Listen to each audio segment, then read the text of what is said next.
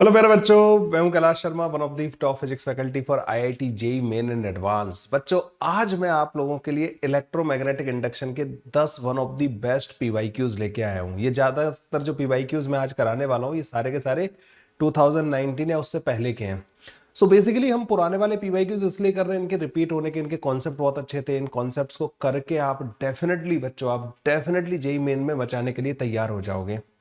क्या है बच्चों, 10 क्वेश्चंस आप लोगों को बच्चों इन वीडियोस को बहुत अच्छे से ऑब्जर्व करना है। मैं क्वेश्चंस को कराने के साथ साथ बहुत सारे जो उनके कॉन्सेप्ट होते हैं वो सारे रिवाइज कराता हुआ चलूंगा। वैरायटी बहुत अच्छे से मेंटेन की गई है बच्चों। तो बच्चों 10 क्वेश्चंस और अपने नॉलेज में ऐड कर लीजिए आज के इस वीडियो के साथ।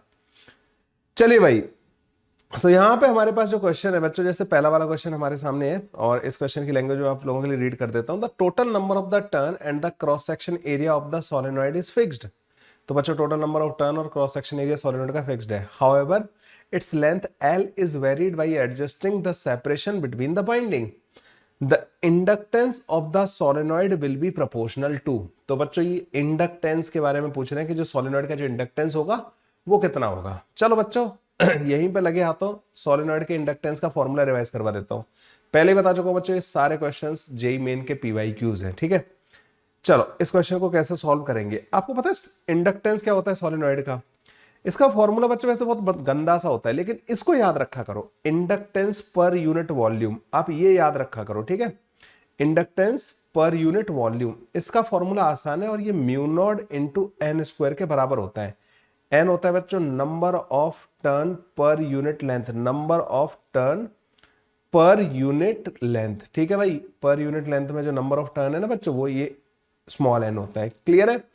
अगर आपको इंडक्टेंस पता करना है ना बच्चों, सोलेनॉइड का इंडक्टेंस अगर पता करना है तो आप क्या करोगे, जो इंडक्टेंस पर यूनिट वॉल्यूम है ना, म्यू नॉट इंटू एन का स्क्वायर, इसको बच्चों वॉल्यूम से मल्टीप्लाई कर दो, पाई आर स्क्वायर इंटू इसकी लेंथ से मल्टीप्लाई कर दो। खैर, इस फॉर्मूले को देख के ऐसा लग रहा है कि इंडक्टेंस एल के डायरेक्टली प्रोपोर्शनल होगा, लेकिन नहीं बच्चों, यहां पे ऐसा नहीं है। देखो सुनो, टोटल नंबर ऑफ टर्न है ना, जो कैपिटल एन होता है, टोटल नंबर ऑफ टर्न, ये स्मॉल एन इंटू एल के बराबर होता है, ठीक है। स्मॉल एन जो कि number of turn per unit length है, टोटल लेंथ अगर इसकी एल है तो बच्चों टोटल नंबर ऑफ टर्न जो आ जाते हैं वो स्मॉल एन इंटू एल के बराबर आ जाते हैं। तो कैपिटल एन जो बच्चों इसके बराबर होता है। अब ये क्या कह रहे हैं कि ये जो दो टर्न के बीच का गैप है ना, उसको एडजस्ट कर रहे हैं, मतलब number of turn per unit length को ये वेरी कर रहे हैं। मतलब अगर मैं यहां से स्मॉल एन की वैल्यू लिखूं तो बच्चों स्मॉल एन की वैल्यू क्या आ जाएगी, capital N divided by L के बराबर। आप बोलोगे यस सर। इसको ले जाके अगर यहाँ पे पुट कर दिया जाए तो ये म्यू नॉट एन का स्क्वायर पाई आर का square divided by small L हो जाएगा, ठीक है। तो जो हमारे पास इंडक्टेंस का फॉर्मूला आ जाएगा ना, इंडक्टेंस, वो बच्चों हमारे पास इतनी आ जाएगी। एन कांस्टेंट है, रेडियस कांस्टेंट है, लेंथ जो नंबर ऑफ गैप बढ़ा होगा ना बच्चों टर्न के बीच में, तो लेंथ बढ़ेगी उसकी, टोटल जो लेंथ आएगी ना इंडक्टर की बढ़ेगी। तो बच्चों लेंथ के क्या आ रहा है बच्चों, डायरेक्टली प्रोपोर्शनल आ रहा है। तो इंडक्टेंस जो होगा ना बच्चों, in this case inductance will be directly inversely proportional to length हो जाएगा, ठीक है। 1/L के प्रोपोर्शनल आ जाएगा। अच्छा, यहाँ पे कैपिटल एल यूज कर लिया है, वैसे कैपिटल एल यूज नहीं करते हम लोग, जो है स्मॉल एल यूज करते हैं, क्योंकि कैपिटल एल जनरली इंडक्टेंस के लिए यूज होता है। लेकिन कोई बात नहीं, उन्होंने हमें लेंथ को कैपिटल एल से रिप्रेजेंट करके दिया है, तो ये 1/L के बराबर आ जाएगा। बच्चों इस फॉर्मूले को ध्यान में रखना है। कौन से वाले फॉर्मूले को? Inductance per unit volume is equal to mu naught into N square के बराबर होता है। This formula you have to remember. और आपको कभी भी इंडक्टर का जब इंडक्टेंस पूछा जाएगा तो बस इंडक्टर के वॉल्यूम से मल्टीप्लाई कर दो। यहाँ पे स्मॉल एन वेरिएबल है बच्चों ना, समझ गए। जो दो टर्न के बीच का डिस्टेंस चेंज कर रहे हो, मतलब small N, number of turn per unit length को आप वेरी कर रहे हो, तो आपको number of length per unit turn को एल के टर्म्स में कन्वर्ट करके लाना है, क्योंकि आपको लेंथ पे डिपेंडेंस बतानी है। देखो जैसे मान लो 4 टर्न है बच्चों ना, सपोज करो, देखो मैं तुम्हें थोड़ा और अच्छे से समझाता हूँ। सपोज करो ये 4 टर्न है और ये इनके बीच का गैप कुछ है, तो इनकी टोटल लेंथ इतनी बनेगी। अगर मैं इस गैप को डबल कर दूं, ठीक है, अगर मैं इस गैप को डबल कर दूं तो 4 टर्न के बीच का ये अब टोटल लेंथ 12 हो जाएगा, नहीं हो जाएगा? ठीक है, तो बेसिकली ये इस तरीके से गैप को चेंज करके लेंथ चेंज हो जाएगी इंडक्टर की ना। Total number of turn fix है, तो गैप चेंज कर दोगे, नंबर ऑफ टर्न फिक्स है, तो पर यूनिट लेंथ का चेंज कर रहे हो आप, नंबर ऑफ टर्न, तभी तो लेंथ चेंज हो रही है, ठीक है। तो इस तरीके से बच्चों हम इस टाइप के क्वेश्चन को सॉल्व कर लेंगे। मैंने देखा है बच्चों काफी क्वेश्चंस इस पर पूछे जाते हैं इंडक्टेंस पर यूनिट वॉल्यूम के फॉर्मूले पे। ओके बच्चों, ये क्वेश्चन एक कॉन्सेप्ट आप लोगों को सिखा देता है, फॉर्मूला रिवाइज करवा देता है। Let's move to the next question बच्चों, ठीक है। मैंने बताया था कि ये पीवाईक्यूज अगर आप सॉल्व करोगे, इन क्वेश्चंस को जब सॉल्व करोगे ना बच्चों, डेफिनेटली आप जो है जेई मेन में मचाने के लिए तैयार होते जाओगे। लेकिन क्वेश्चन सारे सॉल्व करने हैं, ठीक है भाई। अब जो करेगा वो पाएगा, जो नहीं करेगा तो फिर तो दुनिया चली रही है बच्चों, आगे बढ़ती जाएंगी चीजें। जो कर रहा होगा, मेहनत जो कर रहा होगा मेरे साथ साथ साथ मतलब शॉर्ट नोट्स बनाता जा रहा होगा, फॉर्मूले लिखता जा रहा होगा कि अच्छा ईएमआई के अंदर ये फॉर्मूलाज है, इतने क्वेश्चन, उसके उसके एक वीडियो के साथ उसके 10 कॉन्सेप्ट का रिवीजन हो जा रहा है। 10 कॉन्सेप्ट का रिवीजन एक वीडियो करवा दे रहा है बच्चों। ऐसे ही कहते हैं बूंद बूंद से घड़ा बढ़ता है, तो इसी तरीके से 10 कॉन्सेप्ट से आपके टॉपिक्स का रिवीजन हो जाएगा। अब यहाँ पे क्या दे रखा है बच्चों, 2 coil P and Q are separated by some distance. 2 coil है बच्चों, पी एंड क्यू मान लेते हैं। देखो बनाते चलते हैं बच्चों ना, मैं तो क्वेश्चंस में ना कई बार मेरे क्वेश्चंस तो इसलिए सॉल्व हो जाते हैं बिकॉज मैं क्या करता हूँ, जो इन्फॉर्मेशन दे रखी होती है उसको ड्रॉ करता जाता हूँ, उसको इन्फॉर्मेशन को यहाँ पे बनाता जाता हूँ। मान लो ये पी वाला हो गया, ठीक है, पी हो गया, ये बच्चों क्यू हो गया, are separated by some distance. When a current of 3 ampere flows through the P, the magnetic flux this passes through the Q. Okay, तो जब इसमें करंट I1 फ्लो कर रहा है तो इसका जो फ्लक्स है ना बच्चों, जो φ2 है वो मेरे को गिवन है, ठीक है। आपको पता है φ2 जो होता है सेकंड वाले से जो फ्लक्स होता है वो m इंटू I1 के बराबर होता है। इन दोनों का म्यूचुअल इंडक्टेंस होगा। तो पहले वाले में करंट फ्लो कर रहा है, उसकी वजह से सेकंड वाले में फ्लक्स आ रहा है, तो सेकंड वाले में जो फ्लक्स होता है वो m इंटू पहले वाले के करंट के बराबर होता है। तो फ्लक्स इन सेकंड बच्चों m इंटू I1 के बराबर आ जाएगा। लेकिन मेरे को तो फ्लक्स दे रखा है, मेरे को करंट दे रखा है, तो मैं म्यूचुअल इंडक्टेंस की वैल्यू पता कर लूंगा। 10⁻³ डिवाइडेड बाई 3 के बराबर आ गया। ये आ गया बच्चों मेरे पास म्यूचुअल इंडक्टेंस हेनरी में, ठीक है। ओके, म्यूचुअल इंडक्टेंस पता लग गया, मैं मतलब इनके अब फ्लक्स लिख पाऊंगा अगर मुझे म्यूचुअल इंडक्टेंस पता है। अब आ जाओ बच्चों अगली लाइन पे आ जाओ। No current is pass through Q, no current, when no current is passes through P and a current of 2 ampere passes through Q, the flux through the P will be. Okay, अब ये पता नहीं क्या इन्होंने थोड़ी सी language confusing की है, पर कोई बात नहीं। No current is pass through Q, ये कह रहे हैं कि जब आप सिर्फ पी वाले में करंट फ्लो करा रहे हो तो क्यू वाले में कोई करंट फ्लो नहीं करा रहे थे, लेकिन उसमें फ्लक्स आ रहा था। समझ रहे हो, ये कह रहे हैं इसमें करंट है, इसमें कोई करंट नहीं है, तो इसमें फ्लक्स आ रहा है। तो ऑब्वियस बात है वो म्यूचुअल इंडक्टेंस की वजह से आ रहा है, ठीक है। यहां तक लाइन खत्म हो गई। अब ये कह रहे हैं कि व्हेन नो करंट, अब अगर पी में कोई करंट फ्लो नहीं कर रहा होता, पी वाला भी कोई करंट फ्लो नहीं कर रहा होता, क्यू वाले में जो है आप जो है 2 एम्पियर का करंट फ्लो करा रहे हो, ठीक है, 2 एम्पियर का करंट फ्लो करा रहे हो और इसमें कोई करंट नहीं है ना, इसमें कोई करंट नहीं। तो अब इसकी वजह से इसमें फ्लक्स कितना होगा, तो जो φ1 होगा ना बच्चों m इंटू I2 के बराबर होगा, बस काम खत्म। m तो बच्चों 10⁻³ डिवाइडेड बाई 3 के बराबर होता है, I2 बच्चों 2 के बराबर आ जाएगा। तो फ्लक्स जो आ जाएगा ना पहले वाले में 2/3 मिली वेबर के बराबर आ जाएगा। मतलब ये 6.67 इंटू 10⁻⁻⁴ वेबर के बराबर आ जाएगा। लो जी, ये आ गया हमारे पास आंसर, ठीक है।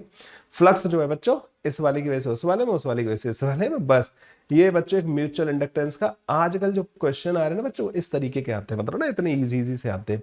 तो बड़े आराम से आप म्यूचुअल इंडक्टेंस बच्चों एक ही होता है, मतलब ना इसमें करंट है, दूसरे में फ्लक्स पता करना है तो m इंटू इसका करंट कर दो, इसमें करंट है, इसमें फ्लक्स पता करना है तो m इंटू इसका करंट कर दो, दूसरे में फ्लक्स आ जाएगा। इसका डिफरेंशिएशन कर दो तो इसकी वजह से दूसरे वाले में ईएमएफ आ जाएगा। म्यूचुअल इंडक्टेंस, काम खत्म। Okay, let's move to the next question. एक और क्वेश्चन बच्चों जो कि हमारा पीवाईक्यू है जेईई मेन का। A coil of self inductance 10 milli henry and resistance of 0.1 ohm is connected through a switch to a battery of internal resistance 0.9 ohm. After the switch is closed, the time taken for the current to attain 80% of the saturation value is. Okay, अब यहाँ पे क्या दे रखा है बच्चों, एक coil है, self inductance 10 milli henry, resistance भी है उसका ना, रेजिस्टेंस भी दे रखा है, और आपने उसको बैटरी से कनेक्ट कर दिया जिसका खुद का रेजिस्टेंस बच्चों 0.9 ओम के बराबर दे रखा है। Time to attain the 80% current कब अचीव होगा। देखो बच्चों, पहले तो इंडक्टर के अंदर जब रेजिस्टेंस होता है ना बच्चों उसको हम सीरीज में लगाते हैं, ठीक है। तो ये जो 0.1 ओम है ये सीरीज में लगेगा इस इंडक्टर के ना, L और ये R हो गया। अच्छा एक काम करो बच्चों, बैटरी के रेजिस्टेंस को और इस इंडक्टर के रेजिस्टेंस को ऐड करके मैं 1 ओम लिख दे रहा हूं, ठीक है। दोनों को ऐड कर दिया मैंने ना।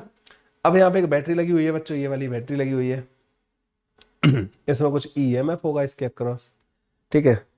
टाइम टेकन फॉर द, अब करंट का इसमें फॉर्मूला क्या होता है बच्चों, करंट होता है E divided by R, 1 minus का E की पावर माइनस का R into T divided by L, यही होता है ना बच्चों करंट का ग्रोथ, यही फॉर्मूला होता है ना, E divided by R, 1 minus का E की पावर माइनस का t by tau, tau L upon R के बराबर होता है।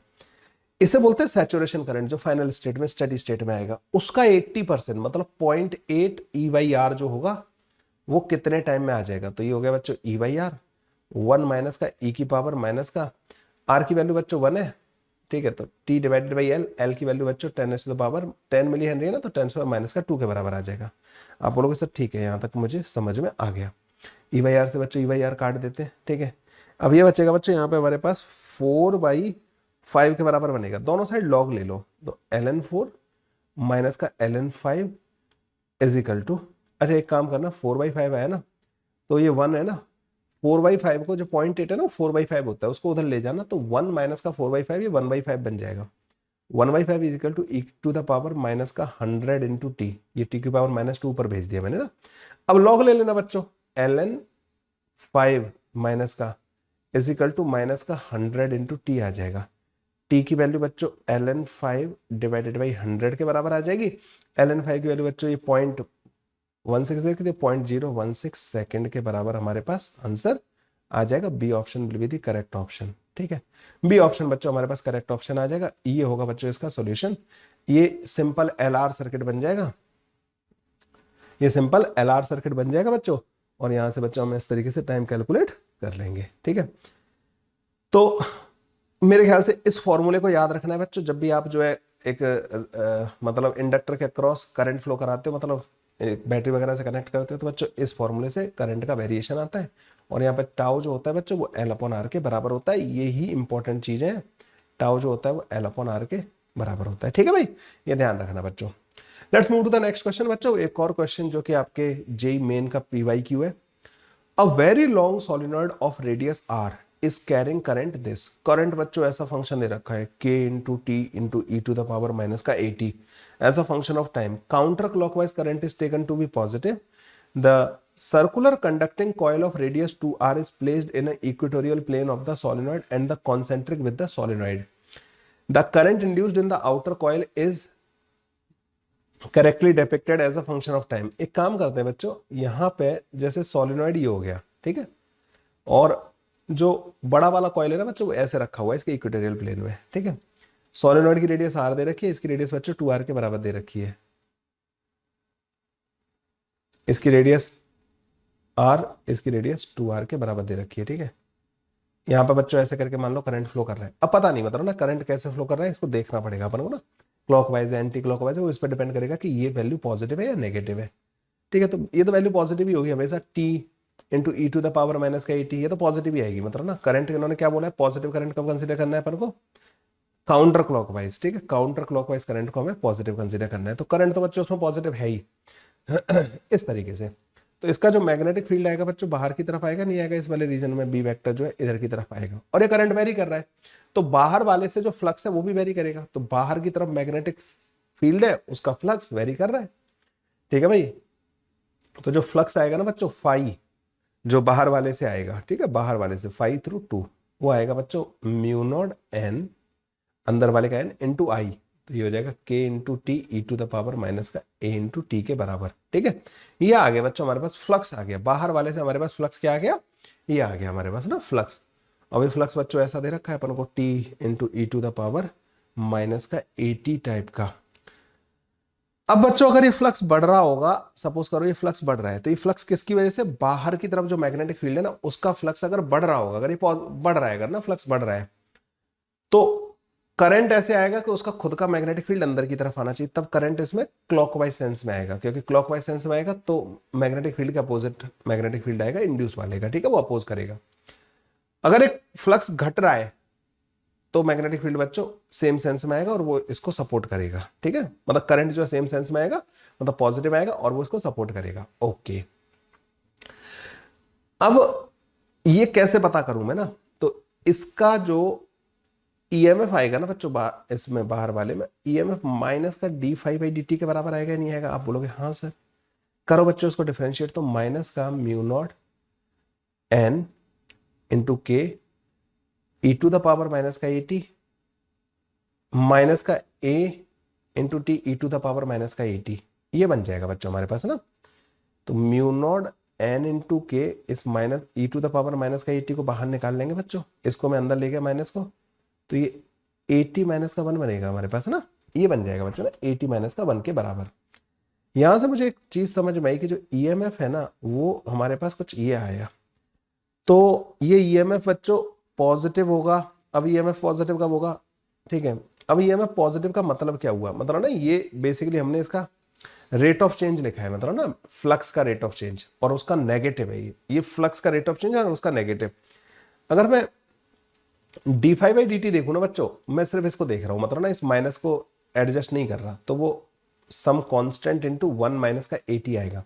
तो मैं क्या है, मैं उसमें नहीं जाना चाहता, मतलब ना डायरेक्ट फॉर्मूले से नहीं जाना चाहता, मैं अपना कॉमन सेंस दिमाग लगाना चाहता हूँ, ठीक है। इसमें मैं कह रहा हूँ फ्लक्स बढ़ कब रहा होगा, मैं कह रहा हूँ ये पॉजिटिव कब होगा, मतलब बाहर की तरफ जो मैग्नेटिक फील्ड है उसका फ्लक्स बढ़ कब रहा होगा। तो यहां से हमारे पास आ जाएगा जब t लेस देन 1/a होगा, तब फ्लक्स बढ़ रहा होगा, मतलब बाहर की तरफ वाला मैग्नेटिक फील्ड है ना उसका फ्लक्स बढ़ रहा होगा।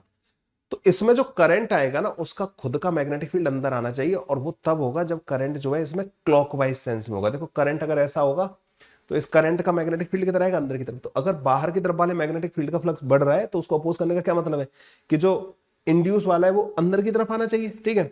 इंड्यूस वाले करंट का मैग्नेटिक फील्ड अंदर की तरफ आना चाहिए, मतलब करंट क्लॉकवाइज होगा। इसका मतलब ये हुआ कि 1/a से छोटे टाइम के लिए, 1/a से छोटे टाइम के लिए मैग्नेटिक फील्ड मुझे अंदर चाहिए इंड्यूस वाले का, मतलब करंट क्लॉकवाइज चाहिए, मतलब करंट जो है नेगेटिव होगा। क्लॉकवाइज को उन्होंने नेगेटिव बोला है, तो नेगेटिव कहां है स्टार्टिंग में बच्चों, नेगेटिव किस में दिख रहा है, यहाँ पॉजिटिव है यहाँ पे नेगेटिव है। और 1/a पे ये d5/dt जीरो होगा, मतलब ईएमएफ जीरो होगा, मतलब करंट जीरो होगा। 1/a पे जीरो होगा, फिर उसके बाद ये पॉजिटिव हो जाएगा। तो इसी में दिख रहा है बच्चों मेरे को ना, ये ऐसे पॉजिटिव हो जाएगा, फिर इसमें ना नेगेटिव से पॉजिटिव, सी वाला ऑप्शन। आई होप आपको विजिबल हो। ये सी वाले ऑप्शन में देखो, सी वाले ऑप्शन में नेगेटिव से पॉजिटिव हो रहा है, ये वाला बच्चों हमारे पास इस तरीके से आंसर आ जाएगा, ठीक है।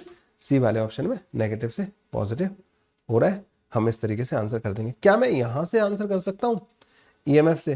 तो जैसे अगर मैं ईएमएफ के बारे में बात करूं तो ये पॉजिटिव कब होगा, मतलब ये नेगेटिव कब होगा, तो 80 माइनस का 1 नेगेटिव, तो t जो है लेस देन 1/a होना चाहिए। यहां से भी बता सकते हो आप ना कि जब t 1/a से छोटा होगा तो ईएमएफ नेगेटिव होगा, पर क्लॉकवाइज एंटी क्लॉकवाइज नेगेटिव वो उससे कोई लिंक नहीं हो पा रहा है ना, मतलब वो ये फिर भी एक बार डरावना रहेगा। वो तो खैर उन्होंने एंटी क्लॉकवाइज को पॉजिटिव बोला है, तो वो थोड़ी सी चीज ना कंफ्यूजिंग हो जाएगी यहाँ पे ना। ये जो चीज ज्यादा अच्छी होती है, मतलब तुम्हें पता है कि जो इंड्यूस करंट होता है उसका जो मैग्नेटिक फील्ड आ रहा होता है वो अपने कॉज को अपोज करने के हिसाब से आता है, ठीक है। बस मैं तो इस फंडे को यूज करता हूं। अगर इस डायरेक्शन में किसी का मैग्नेटिक फील्ड बढ़ रहा है तो जो इंड्यूस करंट आएगा ना उसका मैग्नेटिक फील्ड इसके अपोजिट आना चाहिए, मेरे को इतना याद रहता है, ठीक है। तो फिर इन दैट अगर एक लूप ऐसा है और मतलब किसी का मैग्नेटिक, एक लूप से जो मैग्नेटिक फील्ड इधर की तरफ वाला बढ़ रहा है तो लूप में करंट ऐसा आएगा कि उसका खुद का मैग्नेटिक फील्ड इधर आएगा, ठीक है। तो करंट ऐसा आएगा उसमें, ठीक है। ऐसे करके मैं तो कर लेता हूं, एक मोटा मोटी आइडिया ले लेते हैं बच्चों ना। So this was a very good question बच्चों, ये आपका पीवाईक्यू था और इसमें मतलब बहुत ज्यादा चांसेस थे गलत करने के ना, बच्चों से गलती होने के बहुत ज्यादा चांसेस थे इस वाले क्वेश्चन में, इसलिए मैंने इसको कवर किया है। एक और क्वेश्चन बच्चों, ये 2 बार 3 बार रिपीट हो चुका है, ये क्वेश्चन मतलब 2-3 बार आ चुका है। Consider a circular coil of wire carrying current I forming a magnetic dipole. The magnetic flux through an infinite plane that contain a circular coil and excluding the circular coil area is given by phi I. The magnetic flux through the area of the circular coil area is given by phi. Then which of the following option is correct? अब देखो ये क्या कह रहे हैं कि ये जो एक सर्कुलर कॉइल है, ठीक है, और मैं क्या कर रहा हूँ बच्चों, इसका जो बैक साइड है वो ये है, डॉटेड से बना दिया, ठीक है, अपन ने डॉटेड लाइन से उसको ड्रॉ कर दिया। और बच्चों यहाँ पे ये ध्यान रखना है अपन को, ये इसका एक्सेस हो गया, ठीक है। ये सारी की सारी बातें हो गई। अब मान लो यहाँ पे ऐसे करके करंट फ्लो कर रहा है, ठीक है, ऐसे करंट फ्लो कर रहा है। आपको पता है इसका क्या होता है बच्चों, इसकी जितनी भी फील्ड लाइन बनती है ना, इसकी जितनी भी फील्ड लाइन बनती है वो कैसी बनती है, इसकी फील्ड लाइन बच्चों इस तरीके की बनती है कि ये वाली मैग्नेटिक फील्ड लाइन ऐसे होगी, बाद बाकी फील्ड लाइन बच्चों ऐसे जाती है यहां से ना,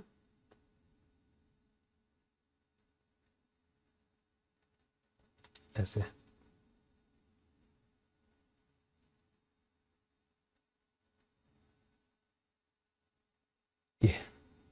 ये होती है बच्चों इसकी फील्ड लाइन, मतलब हर एक फील्ड लाइन बहुत दूर से घूम के ऐसे आती है। तो बच्चों देखो ये जो बाहर वाला रीजन है ना इसके, उसमें मैग्नेटिक फील्ड लेफ्ट की तरफ होगा, अंदर वाले रीजन में राइट की तरफ होगा। लेकिन बच्चों जो total number of field line होंगी ना, जितनी फील्ड लाइन राइट से लेफ्ट में जा रही होंगी बाहर वाले रीजन में, उतनी फील्ड लाइन अंदर वाले रीजन में लेफ्ट से राइट जा रही होंगी, मतलब नेट फ्लक्स जीरो होगा। तो ये जो फाई आई है प्लस का फाई है ना बच्चों, इसकी वैल्यू जीरो होगी, क्योंकि अगर पूरे प्लेन से देखा जाए, जैसे मान लो ये एक्स एक्सिस है, तो वाई जेड प्लेन में देखा जाए ना, पूरा प्लेन, पूरे प्लेन से अंदर बाहर सब कुछ, total number of field line zero आएंगी, क्योंकि जो फील्ड लाइन ऐसे जा रही होगी वही लौट के इधर भी जा रही होगी। नेट फ्लक्स बच्चों पूरे एक्स वाई जेड प्लेन से जीरो आना चाहिए। तो बच्चों जो फाई होगा ना, वो माइनस का फाई आई के बराबर होगा। यही इसका आंसर है बच्चों, ये आपको ध्यान रखना है। तो फाई जो होगा वो माइनस का फाई आई के बराबर होगा। जो भी इन्होंने दे रखा है ना, ये फाई नॉट बोला है इन्होंने, क्या बोला है, phi i equal to minus का फाई नॉट, मेरे ख्याल से ये फाई नॉट है। ठीक है, सी ऑप्शन बच्चों इसका करेक्ट आ रहा होगा। हर एक फील्ड लाइन बच्चों, क्योंकि क्लोज लूप बनाती है, हर एक फील्ड लाइन, इवन ये वाली जो फील्ड लाइन है जो स्ट्रेट दिख रही है यहाँ पे, ये भी बहुत दूर से घूम के बच्चों वापस आएगी। ठीक है, तो अगर मैं यहाँ पे ये बना दूं बच्चों, यहाँ पे क्या बना रहा हूँ, अगर मैं यहाँ पे ऐसे बोलूँ कि इधर वाई एक्सिस मान ली मैंने, इधर जेड एक्सिस मान ली मैंने, इधर बच्चों एक्स एक्सिस मान ली मैंने, तो हमारे इससे एक्स वाई और जेड, तो बच्चों मैं ये कह रहा हूं कि total flux through y z plane जो होगा ना बच्चों, वो जीरो के बराबर होगा। That is the concept. Y z plane, ये वाई जेड प्लेन है बच्चों ना, ठीक है, ये ध्यान रखना। वाई जेड प्लेन से टोटल फ्लक्स जीरो आएगा, तो हम ये कह सकते हैं कि जितना सर्कुलर अंदर वाले रीजन से जितनी फील्ड लाइन पास होनी है उतनी बाहर वाले से नहीं, लेकिन दोनों की डायरेक्शन अब अलग है, तो मतलब एक से फ्लक्स पॉजिटिव होगा, दूसरे से नेगेटिव होगा। ठीक है, so the answer of this question is C option. अगले क्वेश्चन पे आ जाते हैं बच्चों, एक और बढ़िया क्वेश्चन है यहाँ पे। A planar loop of wire rotate in a uniform magnetic field initially at T equal to zero. एक प्लेनर लूप है वायर का और रोटेट कर रहा है टी इक्वल टू जीरो पे, plane of the loop is perpendicular to the magnetic field. तो ऐसे मान लेते हैं बच्चों के, ये मान लो कोई एक प्लेनर लूप हो गया, ठीक है, येलो कलर चूज कर लेते हैं इसका, तो ये लूप हो गया बच्चों। इनिशियली जो मैग्नेटिक फील्ड है ना बच्चों, इसके लूप के परपेंडिकुलर है। ठीक है, तो बी वेक्टर बच्चों यहाँ पे लूप के प्लेन के परपेंडिकुलर आ गया magnetic field. If it rotate with a period of 10 second about an axis, तो टाइम पीरियड कितना दे रखा है बच्चों, टी की वैल्यू दे रखी है 10 सेकंड, और टी होता है बच्चों 2 पाई बाई ओमेगा के बराबर। तो ओमेगा आ जाएगा बच्चों पाई बाई 5 रेडियन पर सेकंड के बराबर। ठीक है, ओमेगा आ जाएगा बच्चों पाई बाई 5 रेडियन पर सेकंड के बराबर। क्लियर है।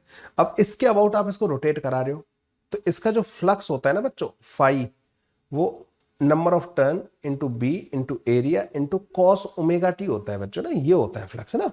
ये कॉन्सेप्ट ऑफ एसी जनरेटर में बच्चों मैंने इसको कवर कर रखा है, ये होता है फ्लक्स। क्योंकि टी इक्वल टू जीरो पे फ्लक्स एन बी ए के बराबर आना चाहिए। एन तो मतलब इसमें नंबर ऑफ टर्न तो शायद एक ही दे रखा है। ठीक है, planar loop in uniform wire, उसके नंबर ऑफ टर्न के बारे में कोई इन्फॉर्मेशन दे नहीं रखी। इन्होंने बोला है कि if it is rotated with a period of 10 second about an axis in the plane, then the magnitude of the induced EMF will be maximum and minimum respectively at. तो कब मैक्सिमम होगा कब मिनिमम होगा ये आपको बताना है।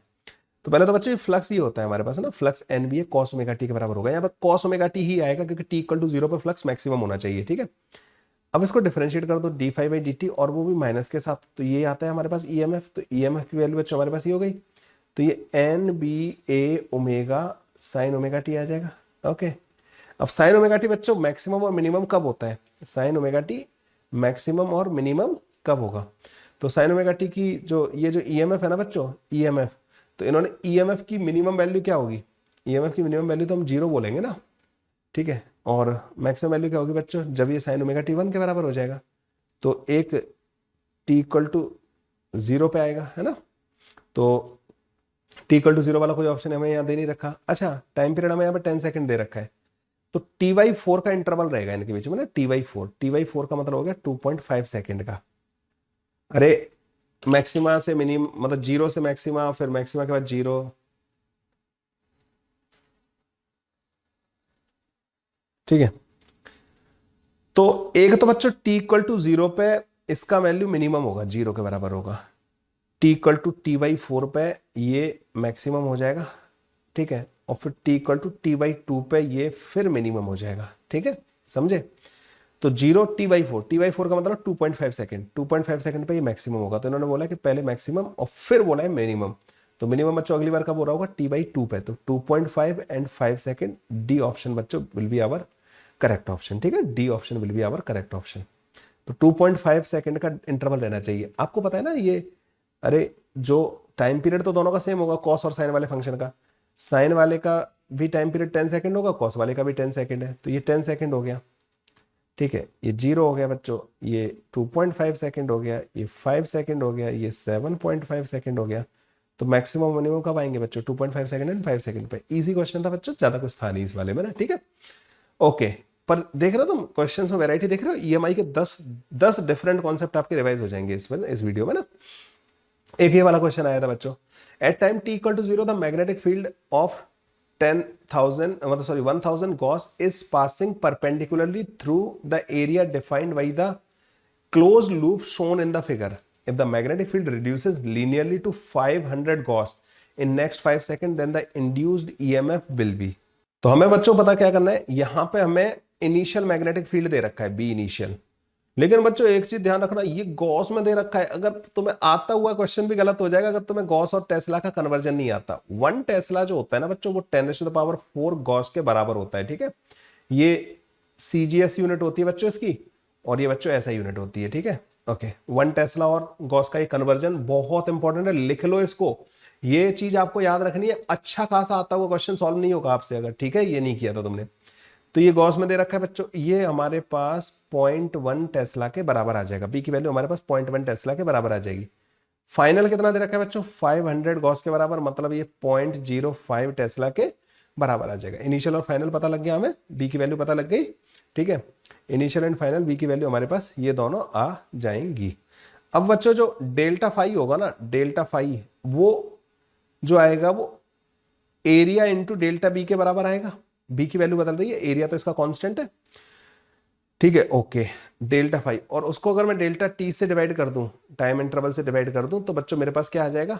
EMF आ जाएगा जो इसमें इंड्यूस होगा, ईएमएफ की वैल्यू आ जाएगी। ठीक है, तो A into delta B divide by delta T will be the answer. Delta T बच्चों हमें 5 सेकंड के बराबर दे रखा है। डेल्टा बी बच्चों हमें पता लग गया, डेल्टा बी की वैल्यू कितनी है बच्चों? यहाँ पे डेल्टा बी की वैल्यू आ जाएगी 0.05 टेस्ला के बराबर। ठीक है, एरिया कितना है? अब इन्होंने यहाँ पे भी एक ट्विस्ट डाल दिया था बच्चों ना, इसका एरिया पता करना है। देखो बच्चों, इस पूरे का जो एरिया होगा ना, पूरे का ए ऑफ कंप्लीट जो होगा वो होगा बच्चों हमारे पास 16 इंटू 4, 64 इंटू 10⁻⁻⁻4 के बराबर।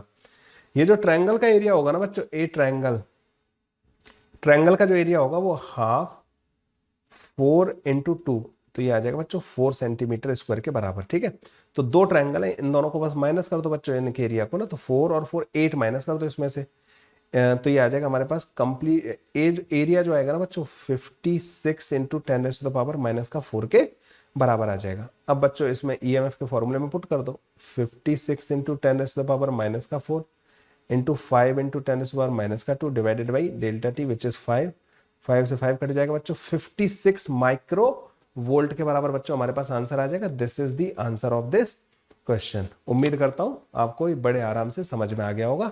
ये बच्चों ऐसा इतना प्यारा सा क्वेश्चन इन्होंने जेई मेन में पूछा था। ठीक है, बढ़िया क्वेश्चन है, बहुत प्यारा क्वेश्चन है। एक तो ये कन्वर्जन याद रखना है, टेस्ला और गॉस का कन्वर्जन बच्चों, इससे आपको ध्यान रखना है। बाद बाकी तो बच्चों delta phi by delta t लगाया था, और इन्होंने ऑलमोस्ट लीनियरली, अच्छा ये और बोला है मैग्नेटिक फील्ड लीनियरली घट रहा है। तो देखो बच्चों, ये लीनियरली घट रहा होता है ना, तो डीवी बाई डी टी जो होता है ना, क्योंकि इसका स्लोप जो है कांस्टेंट है, लीनियरली घट रहा है, वो delta we by delta T के बराबर आ जाता है। ये ध्यान रखना, तभी मैं इस फॉर्मूले को लगा पाया।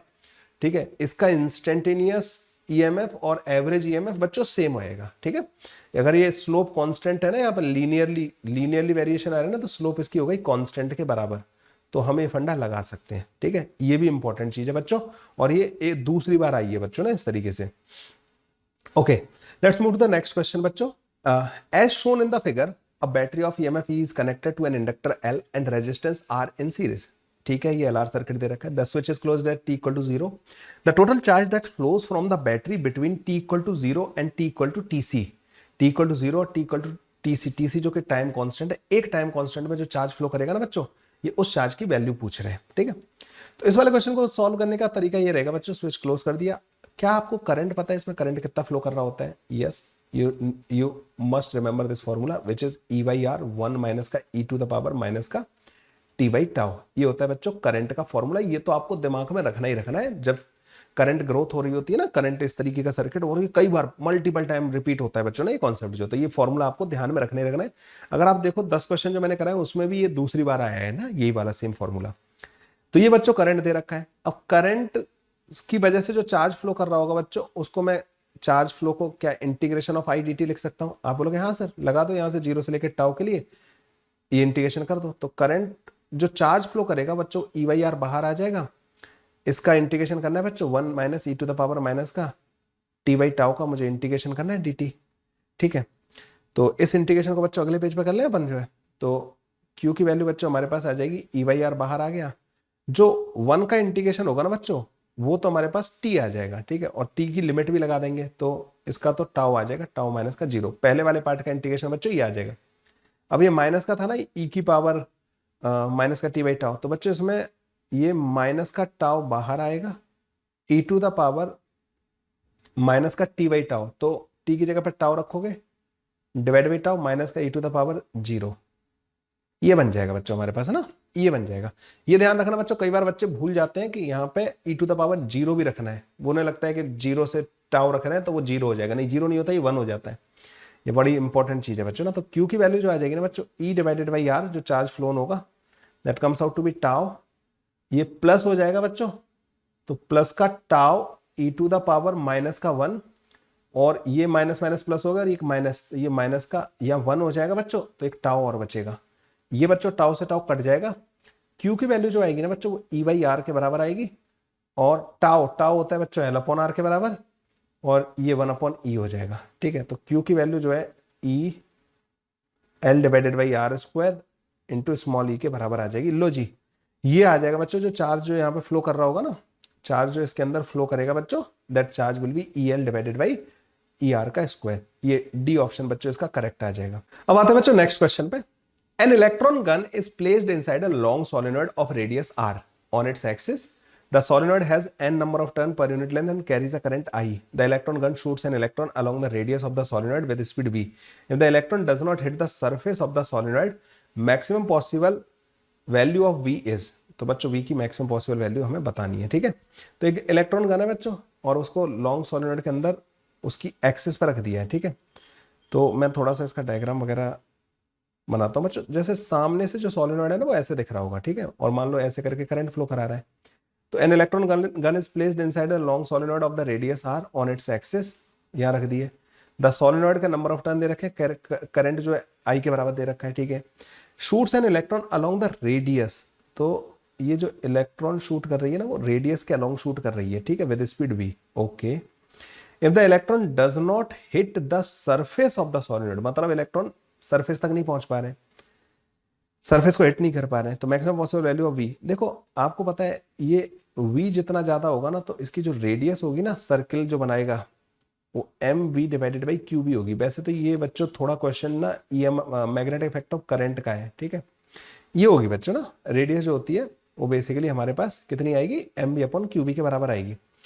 अब इलेक्ट्रॉन को क्या करना अलाउड है, इलेक्ट्रॉन ऑब्वियसली बात है, सोलिनॉइड का जो मैग्नेटिक फील्ड होता है वो यूनिफॉर्म होता है, तो इलेक्ट्रॉन क्या करेगा, इसके अंदर यूनिफॉर्म सर्कुलर मोशन करेगा। अगर कम स्पीड होगी ना तो बच्चों वो छोटी रेडियस के सर्कल में घूमेगा। ठीक है, स्पीड बढ़ाते जा रहे हो तो बड़ी सर्कल रेडियस के सर्कल में घूमेगा, और स्पीड बढ़ा के आप मैक्सिमम स्पीड पता है कितनी कर सकते हो कि ये जस्ट इसको टच करे। ठीक है, क्योंकि उन्होंने बोला है उसको हिट नहीं कर रहा है, मतलब ना सरफेस को हिट नहीं कर रहा है, तो ये सर्कल पॉसिबल है। मतलब जो आर मैक्स पॉसिबल है ना, यहाँ पे मैक्सिमम रेडियस जो पॉसिबल है वो आएगी जब वी मैक्सिमम कर दोगे आप ना, क्योंकि यहाँ पे मैग्नेटिक फील्ड और वो तो सब कांस्टेंट है। तो आर मैक्स जो पॉसिबल है ना बच्चों, आर बाई 2 के बराबर है, क्योंकि इस सर्कल का डायमीटर रेडियस के बराबर होगा। ठीक है, तो इस तरीके से बच्चों इसका सॉल्व हो जाएगा। तो वी मैक्स जो आ जाएगा हमारे पास, मैक्सिमम वी जो आ जाएगा q B r divided by 2m के बराबर आ जाएगा। क्यू की जगह पे ई रख देना, ई इंटू बी, अब बी की वैल्यू पुट कर देना। ठीक है, तो हम क्या करेंगे, मैक्सिमम स्पीड जो पॉसिबल आएगी ना वो E magnetic field mu naught N into I into R divided by 2m के बराबर आ जाएगा। E mu naught N into I into R divided by 2m के बराबर बच्चों, ये ए ऑप्शन बच्चों हमारे पास करेक्ट ऑप्शन आ जाएगा। शायद सोलिनॉइड की वजह से इस वाले क्वेश्चन को इसमें डाल दिया था, लेकिन ये क्वेश्चन बच्चों इसका है ही नहीं। ठीक है बच्चों, अगला क्वेश्चन करते हैं, और ये क्वेश्चन है बच्चों इंडक्टर्स के सीरीज कॉम्बिनेशन का। बहुत ही प्यारा कॉन्सेप्ट बच्चों। अगर आपने मेरे इंडक्टर का वीडियो देखा ना जिसमें मैंने इसका लॉजिक कॉन्सेप्ट कवर किया है, बच्चों you will definitely learn this concept और इस क्वेश्चन को आप सॉल्व कर पाएंगे। Two coil of self inductance L1 and L2 are connected in series combination having the mutual inductance of the coil M, the equivalent self inductance of the combination will be. बच्चों जब दो coil series combination होता है ना और अगर उनका mutual inductance भी दे रखा है तो आप सीरीज कॉम्बिनेशन का equivalent L1 plus L2 direct नहीं लिखते हो। आपको वहां पे ये देखना होता है कि दोनों की बाइंडिंग किस तरीके से है। देखो बच्चों, अगर ये दोनों इंडक्टर ऐसे बनाए होते हैं इन्होंने ना ऐसे, तो मैं ये कहता कि दोनों की बाइंडिंग सेम सेंस में, तो इनका जो इक्विवेलेंट सेल्फ इंडक्टेंस आता ना वो L1 प्लस का L2 प्लस का 2M के बराबर आता। इन्होंने बनाया है इधर से ले जाके फिर उसको उल्टा करके इसकी बाइंडिंग अपोजिट सेंस में, ऐसे बाइंडिंग, और फिर दूसरे वाले की जो बाइंडिंग की है ना इन्होंने उल्टे सेंस में की है। ठीक है, तो इसका जो L इक्विवेलेंट आता है ना बच्चों, L इक्विवेलेंट वो L1 प्लस का L2 माइनस का 2M के बराबर आता है। और ये क्लियरली दिख भी रहा है, ठीक है, क्लियरली दिख भी रहा था कि ये बाइंडिंग जो है अपोजिट सेंस में कर रखी है, इसलिए बच्चों इस वाले का आंसर डी ऑप्शन आ जाएगा। अगर आपको इसका कॉन्सेप्ट पढ़ना है बच्चों तो वो कॉन्सेप्ट बच्चों मैंने इसका कवर कर रखा है और वो पूरा का पूरा आपको क्लियर हो जाएगा कि सेम सेंस ऑफ बाइंडिंग का क्या मतलब होता है। जैसे इंडक्टर ऐसे है, इसकी बाइंडिंग ऐसे है, दूसरे वाले की भी बाइंडिंग ऐसे है, तो बच्चों होता क्या है कि इसमें जो करंट फ्लो कर रहा होता है ना उसका मैग्नेटिक फील्ड जो आता है इस डायरेक्शन में आता है, दूसरे वाले में भी जो करंट फ्लो कर रहा होता है ना उसका भी एक्सिस पे सेम डायरेक्शन में आता है। तो जब बाइंडिंग सेम सेंस में होती है ना तो म्यूचुअल इंडक्टेंस वाला मैग्नेटिक फील्ड और खुद का मैग्नेटिक फील्ड दोनों एक ही डायरेक्शन में आ जाते हैं, इसलिए प्लस एम होता है बच्चों। ठीक है, तो L1 plus m plus L2 plus m add होकर बच्चों L1 प्लस L2 2M के बराबर हो जाता है। अपोजिट सेंस में बाइंडिंग होती है बच्चों माइनस का 2M के बराबर आता है। बहुत इंपॉर्टेंट कॉन्सेप्ट है। अभी के लिए अगर आपको कॉन्सेप्ट पढ़ना है उसका लिंक मैं आपको प्रोवाइड कर दूंगा डिस्क्रिप्शन में। अगर मैं भूल जाऊं तो मुझे बता देना, एक बार ना कमेंट करके बता देना, मैं प्रोवाइड कर दूंगा। और इसको बच्चों आप आराम से समझ लोगे वहां से ना, बहुत अच्छे से इसको एक्सप्लेन कर रखा है। लेकिन इतने से काम चल जाएगा। अगर कॉन्सेप्ट नहीं जाना चाहते हो ज्यादा तो सेम सेंस में बाइंडिंग हो तो प्लस 2M आएगा, अपोजिट सेंस में हो तो माइनस का 2M आएगा। बच्चों इतना ध्यान रखना है। तो बच्चों आज के 10 क्वेश्चन जो मैंने जेईई मेन के जो PYQs करा है कैसे लगे आप लोगों को कमेंट करके मुझे जरूर बताना बच्चों। और इसी तरीके के और बेहतरीन वीडियोज में लाता रहूंगा। मेरे को आप सपोर्ट करते रहिए, लाइक शेयर सब्सक्राइब करना मत भूलिएगा बच्चों। बाद बाकी मेरी तरफ से जो आप लोगों की प्रिपरेशन में ऐड हो सकता है, आप तो मेहनत कर ही रहे हो, साथ ही साथ मैं भी आप लोगों के लिए बहुत मेहनत कर रहा हूँ। एक दूसरे को अप्रिशिएट करते हुए आगे बढ़ते हैं बच्चों। मिलते हैं फिर बच्चों नेक्स्ट वीडियो में। Bye bye, take care, good night. Good night इसलिए क्योंकि मैं जब इस वीडियो को रिकॉर्ड कर रहा हूँ रात के 12 बजे हुए हैं, 12 या 1 बजे हुए हैं। ठीक है, तो इतनी रात तक मैं आप लोगों के लिए मेहनत कर रहा हूँ, बट ये मेहनत रंग लेके आएगी बच्चों। आप लोग डेफिनेटली अच्छा स्कोर करेंगे, ये मेरी आप लोगों को शुभकामनाएं। ओके, बाय बाय बच्चों।